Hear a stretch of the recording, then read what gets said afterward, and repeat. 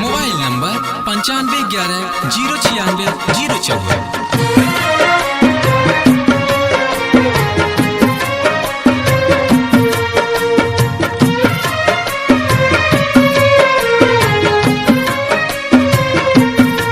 काहे दागा दिहलु हम के सनम,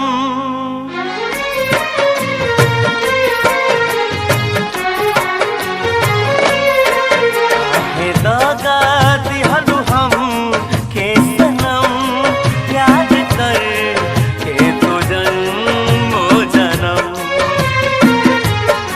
काहे दागा दिहलु हम के सनम, याद कर के तो जन्मो जन्म। नैना के जादू कैलस बेकाबू, हमरे पे काहे तू ढाइलू सितम।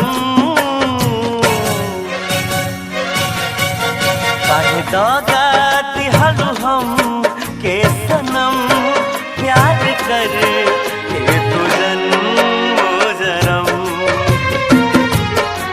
काहे दागा दिहलु हम के सनम, प्यार कर के तू जन्मो जन्म।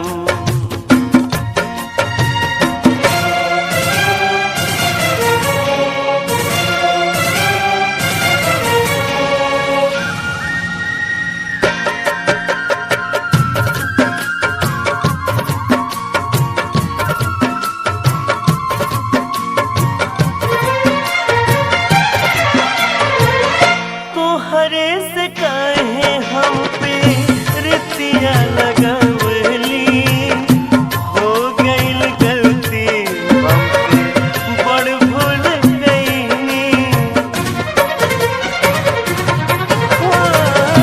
तोहरे से कहे हम रितिया लगवली, हो गईल गलती हमसे बड़ भूल गईनी। हो गईल गलती हमसे बड़ भूल गईनी। अरमान टूटल कुल्ही हमरा दिल के, अरमान टूटल कुल्ही हमरा दिल के। गरहन हो गईल आशिकी बेरहम। काहे दागा दिलु हम के सनम, प्यार कर के तू जन्मो जन्म।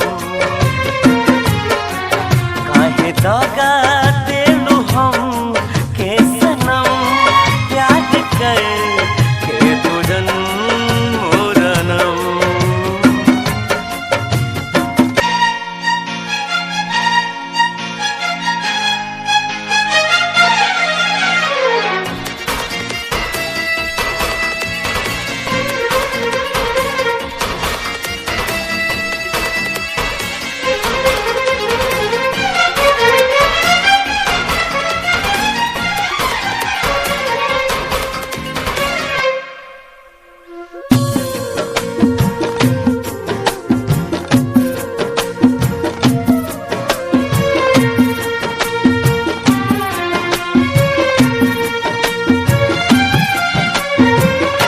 नाही कौनो गम रहे जिंदगी में आखिर, धोखा दे दिलु कहे दूसरा के खातिर।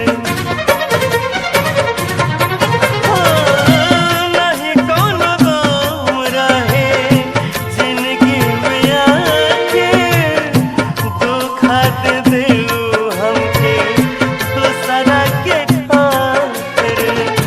धोखा दे दिलु हमके दूसरा के खातिर।